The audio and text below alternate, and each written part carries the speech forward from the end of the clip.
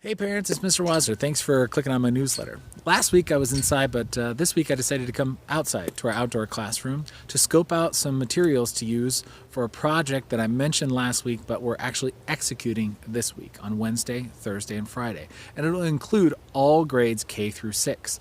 I already did an introductory lesson with kindergarten about golden eagles, our school's mascot. How did God create them? What do they eat? How can you tell where they live? And so on and so forth.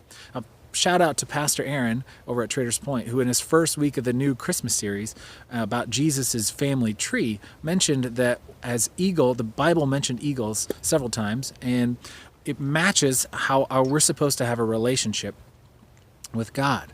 That eagles only flap once and then they can soar. And when we take our concerns, our issues, and we put them on God, we can soar too. We don't need to flap and try harder and use our own power. So Pastor Aaron, if you need a second career, you can come over and help me with outdoor and environmental education anytime.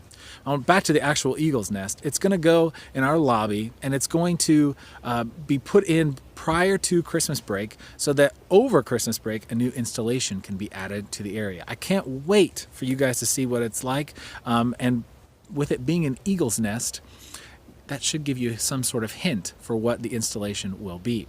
Now, how you guys can help is send in newspaper. So on Wednesday or Thursday of this week, could you send in newspaper from your home?